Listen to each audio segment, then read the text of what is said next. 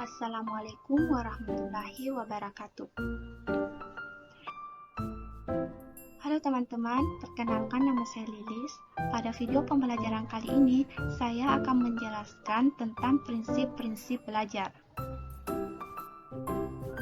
Nah, sebelum membahas prinsip-prinsip belajar, kita akan membahas terlebih dahulu apa itu prinsip, apa itu belajar, dan apa itu prinsip belajar.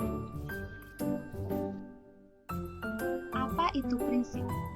Prinsip adalah sesuatu yang dipegang sebagai panutan yang utama dan menjadi dasar dalam upaya pembelajaran, baik bagi siswa maupun bagi guru dalam upaya mencapai hasil yang diinginkan agar proses belajar mengajar dapat berjalan dengan baik antara pendidik dan peserta didik.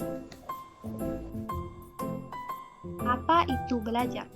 Belajar merupakan suatu proses perubahan tingkah laku yang dilakukan secara sengaja untuk mendapatkan perubahan yang lebih baik. Arti dari disengaja sebenarnya proses belajar timbul karena ada suatu niatan. Sedangkan perubahan itu misalnya dari tidak tahu menjadi tahu, dari tidak terampil menjadi terampil, dari belum dapat melakukan sesuatu menjadi dapat melakukan sesuatu, dan lain sebagainya. Apa itu prinsip belajar? Prinsip belajar menurut para ahli. Prinsip belajar menurut Gestalt adalah suatu transfer belajar antara pendidik dan peserta didik, sehingga mengalami perkembangan dari proses interaksi belajar mengajar yang dilakukan secara terus-menerus dan diharapkan peserta didik akan mampu menghadapi permasalahan dengan sendirinya melalui teori-teori dan pengalaman-pengalaman yang sudah diterimanya. Prinsip belajar menurut Robert Hadawis adalah suatu komunikasi terbuka antara pendidik dengan peserta didik, sehingga peserta didik termotivasi belajar yang bermanfaat bagi dirinya melalui contoh-contoh dan kegiatan praktek yang diberikan pendidik lewat metode yang menyenangkan peserta didik. Dari pendapat para ahli dapat disimpulkan bahwa prinsip belajar adalah landasan berpikir, landasan berpijak, dan sumber motivasi agar proses belajar dan pembelajaran dapat berjalan dengan baik antara pendidik dengan peserta didik. Prinsip-prinsip belajar.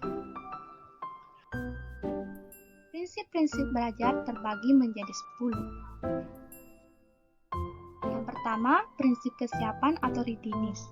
Proses kesiapan dipengaruhi kesiapan peserta didik. Yang dimaksud dengan kesiapan atau readiness ini ialah kondisi individu yang memungkinkan ia dapat belajar seperti kematangan perkembangan dan pertumbuhan fisik, inteligensi latar belakang pengalaman, motivasi, persepsi, dan faktor-faktor lain yang memungkinkan seseorang dapat belajar. Yang kedua, prinsip motivasi atau motivation. Motivasi merupakan suatu kondisi di mana peserta didik belajar memprakarsai kegiatan, mengatur arah kegiatan itu, dan memelihara kesungguhan. Motivasi memiliki peranan penting dalam kegiatan pembelajaran. Seseorang akan berhasil dalam belajar jika keinginan untuk belajar itu timbul dari dirinya. Motivasi tersebut dibagi menjadi dua, yaitu motivasi dari dalam diri siswa atau intern dan motivasi dari luar diri siswa atau extern. Yang ketiga, prinsip keaktifan. Individu merupakan manusia belajar yang aktif dan selalu ingin tahu. Peserta didik merupakan pembelajar yang aktif. Ia tidak bisa belajar dengan hanya duduk mendengarkan ceramah yang guru lontarkan. Ia akan selalu ingin tahu pada hal-hal yang menarik perhatiannya. Keaktifan yang dimiliki anak ini secara kodrat dapat berkembang ke arah yang positif bila lingkungannya memberikan ruang yang baik untuk tumbuh suburnya keaktifan itu. Yang keempat, prinsip tujuan dan keterlibatan langsung. Tujuan merupakan sasaran khusus yang hendak dicapai oleh seseorang. Keberhasilan proses pembelajaran yang dilakukan dapat dilihat dari berhasil tercapainya tujuan yang telah ditetapkan sebelumnya. Prinsip keterlibatan langsung merupakan hal yang penting dalam pembelajaran. Pembelajaran yang dilaksanakan guru baik di dalam maupun di luar kelas harus memperhatikan keterlibatan siswa. Yang kelima, prinsip perbedaan individu. Setiap peserta didik memiliki karakteristik masing-masing atau perbedaan individual, seperti minat, bakat, keahlian, dan sebagainya. Karenanya, tiap orang memiliki kemampuan dan cara belajar yang mayoritasnya berbeda-beda. Yang keenam, prinsip transfer, retensi, dan tantangan. Belajar dianggap bermanfaat bila seseorang dapat menyimpan dan menerapkan hasil belajar dalam situasi baru.